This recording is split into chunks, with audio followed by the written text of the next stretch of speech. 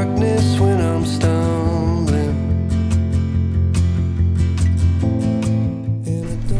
So basically this is a juvenile swallow-tailed bee-eater, as evidenced by its green coloration with white undertones under the beak. It's clearly still inexperienced at catching and killing its prey. Now let's get into this and learn something about the southern masked weaver. Welcome. Hey guys, receive my warmest greetings from whichever part of the world that you might be watching me from. It is the 6th day of December and the year is 2025. Local time is 5:30. The weather is beautiful, beautiful, beautiful weather. We've been blessed with showers of rain. The local temperatures are 20 degrees currently now, and it's just beautiful. You know, when the rain starts hitting, falling onto the ground, and that nice, lovely rain smell comes out. Something special is that when it rains, water, new life begins. And I'm out, doing the things I love doing the best. Trying to track some weaver birds. I'm so amazed the way the weaver bird does its breeding style. I've been observing the weaver bird. To be specific, I've observed its traits in terms of breeding behavior, flight behavior, nesting behavior, feeding behavior, and flocking behavior. And the thing that amazes me most about the weaver bird is its nesting and breeding behavior. So while out here, I came purposely to this space looking for them. I've studied and observed the weaver bird's tree that it loves to build on, and mostly it loves this tree behind me here. That is, if I'm right, should be the camel thorn tree. And the thing about the camel thorn is that it has, I think I'll go out so that I'll show you the camel thorn tree. Okay, I hope we're still recording. Good. So from the name camel thorn, I think you get two traits of this tree. Camel is the survivor of the desert. It can go through all the seasons and still remain. However, the thorn part is where I'm interested in. So this is a camel thorn tree, and as you can see, at the end of it, if I move closer, there are spikes. Whew, that pricked me already. See, this doesn't prick the weaver bird. It's amazing.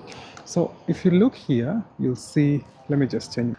You can see those thorny spikes. There we go. You see that? Okay, I'll try to be more close again. That's a thorny spike. So what the weaver bird does, the male weaver bird, is that it identifies a nest, is a dominant branch, which is usually the branch that he will build most of his nests around.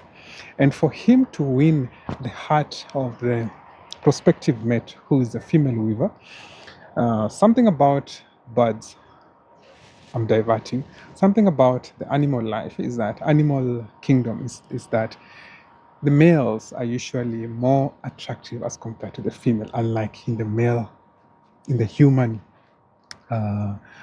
breeding or sexual life. So the males, that's a swallow-tailed bee-eater. So the male are usually more colorful and nice hair on the head, and that is usually a way of attracting the female, persuading her that, if you have that intercourse with me, your offspring will look like me. So unlike human beings who have to persuade their mates, the birds have to persuade the female by building the most attractive nest. So this is what the weaver bird does. It will identify a nest, a branch like that, and when you see a weaver bird doing this, trust me, in a few days, when you come back, you'll be so amazed that there's already one nest which has started being constructed. So what it does, you'll see it identifying a nest, and then it will walk and start breaking this leaves like that. So it will be breaking those leaves. Yeah, breaking. It will, I'm trying to focus here. It will be like breaking those extra leaves until the branch remains leafless. Like you see that part? That's a leafless branch. So there'll be no leaves on that branch. And then it looks for one.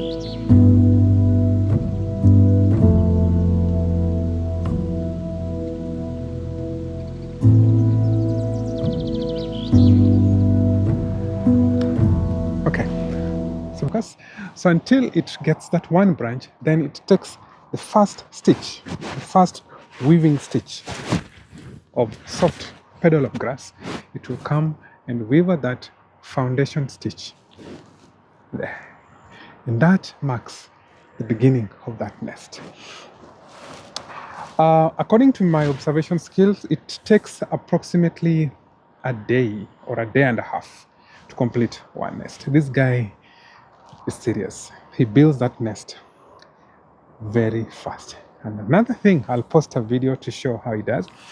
It uses its beaks, its wings to check the size of the nest. And only then, if the female likes his nest, the female comes in. And the amazing thing is that the male does the outside parts of the nest, but the female, just like the human female, when it accepts that nest, they will mate. And once they mate, when she's ready to lay her eggs, she will now look for the finest parts of plants, the soft petals, and then it will put inside the nest and lay its eggs on that nest. Now, this is the most interesting part. Observing bird life is so amazing. While it is breeding and incubating the nests, it's the responsibility of the male who made the nest to protect its territory. Why? When the weaver bird female goes to feed and leaves the nests, the nestlings, not the nestlings, but the unhatched eggs onto the nest, there's a predator bird which is called the Diederick Cucco, which mate on their sides. And the Diederick Cucco is the only bird that does not make its nest. The Diederick Cucco, the honey badger, and there's another bird I forgot. If you know, please leave a comment on the comment section below. The honey badger and the Diederick Cucco usually targets the weaver bird, the southern red bishop, or any other nest of an unknown host. So it will lay its egg in split seconds. It will come to a nest, lay its eggs, and fly away. Now, interestingly enough, the female weaver, when it comes back to the nest, it will not identify that that egg is not one of its offspring. And definitely the egg looks bigger and it has spots as compared to the weaver bird's nest. So the unsuspected weaver bird will continue incubating and keeping the chickens, the nestling, warm. And this is how adaptation works in the most amazing way. What happens next is that the eggs of the predator bird hatches faster than the eggs of the host bird. And when it hatches, when the female weaver goes to feed or to quickly get food for its nestling that now hatched, the host, the Diederick Cucco, starts feeding on the host's nests. So it will actually kill the weaver's nestling, and sometimes one or two might survive, or unfortunately, none of them survives. But the Diederick Cucco will survive. Now, this is the interesting part. The female weaver has no knowledge that that is not its offspring. So what it does, if you've seen, this is the most interesting part about budding. If you've seen a nestling, a baby bird, or who wants food, it will fly and sit on a branch, and then it will make horrific noise. Quick, quick, quick, quick, quick, quick. So the mother has to go and look for insects, and then unfortunately again it comes and feeds the cuckoo. What is the point of this story? I'll leave it to I'll leave it to make the conclusion because it might get personal if I do that. Otherwise, I'll be here again, and I'll follow the life of the southern masked weaver. I'll come here a few days from now and follow this cat. Got one life. If you're new here, please consider subscribing, and if you're returning, thank you for tuning in. You got one life, live it, love it, enjoy it, and do it your way. Keep it safe during the festive season. Adios.